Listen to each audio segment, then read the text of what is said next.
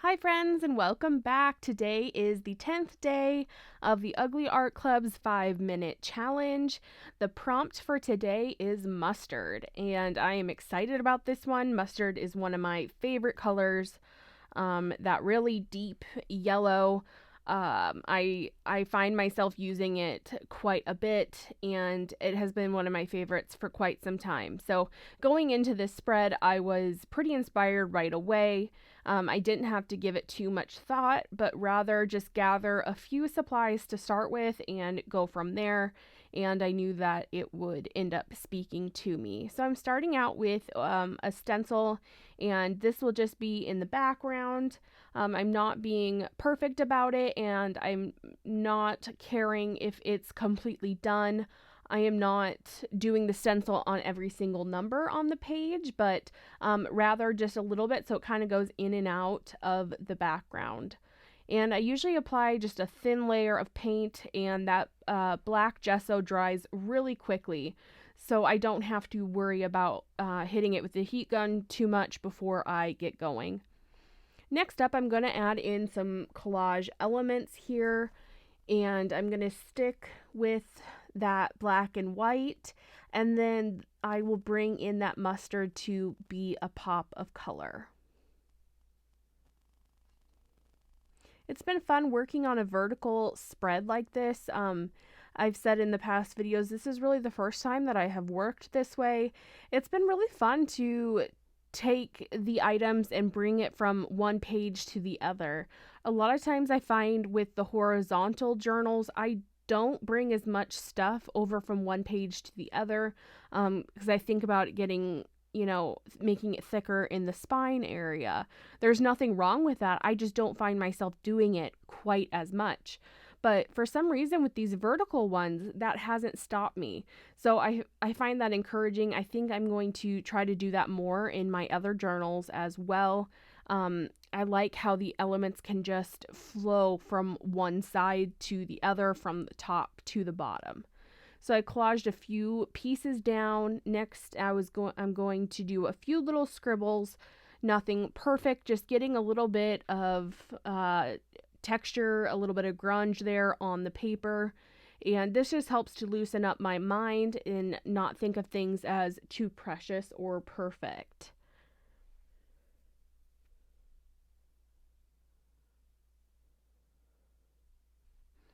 All right, I think it's time to add some of that golden color in.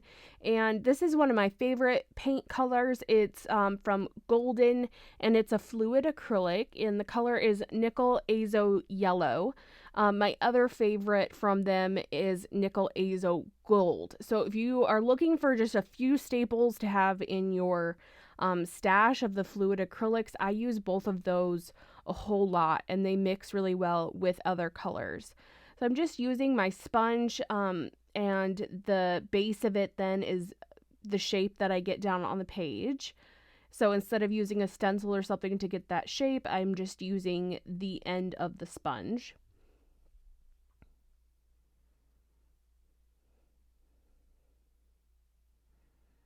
I didn't have a lot of paint left on my sponge, and instead of putting more out, I just tried to press a little bit harder there. I'm building up those layers up top. I know that I'm going to put my prompt label up there, but I'm not sure all what I'm going to do, and I know I want a little bit of a cluster up there. I want to bring in some fabric so that I can get some texture on the page. And these are just a few little scraps that I had laying around, and I'm going to see if I can try to incorporate them in some way. I use texture a lot in all my regular journals. I love to add fabrics and stitching. I don't do it as much in these 5-minute challenges just for time. It takes a little bit longer, and I usually end up going over the time whenever I add these elements, but I find them to be worth it because they just add something so unique to your pages.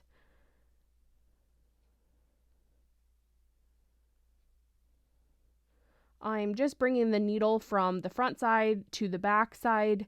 I don't really have anything planned out for how I want those stitches to look, but rather I'm just using it as a method of connecting the paper to the fabric. And if you're struggling with holding it all together, just go ahead and put a little bit of glue on it first, glue it together, and that is technically what will bind it together, and then the stitches will just be decorative. So for this, I am just eliminating one of those steps and stitching through it. And I just manipulate the fabric as I go to get it to be where I want it to be, and using those stitches to really just tack it in place.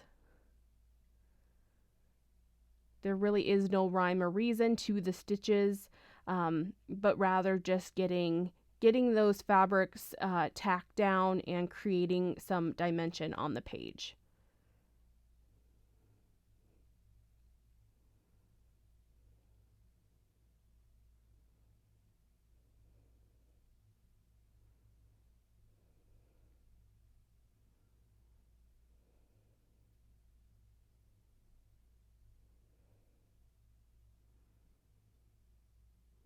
And I have a little bit of black paint left over on my paper over here.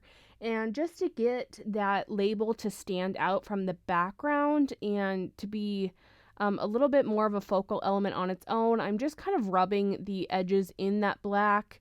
I don't want to dip it too completely because I don't want the whole thing covered, but rather just give it a little bit of grunge around the edges. You could also use a ink pad to do this, or I've used the Stabilo all before and then used a little bit of water.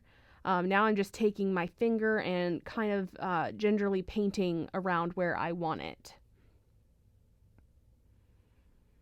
I like this look as opposed to an ink pad. I think the ink pad can look very perfect and it looks really nice, but I wanted a little bit more of an organic feel to this. Like it was just kind of splattered on there, and I like the look of that opaque black.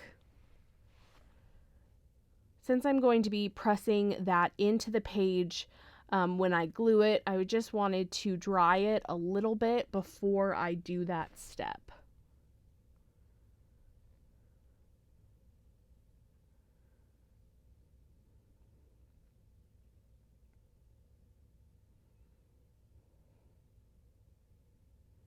And I'm toying around with placement, and I'm going to go ahead and put it where I had originally intended the whole time, but I like to test out other options as well. Sometimes the way that we see it in our head the whole time does not end up being the best spot, so just staying open to other design choices.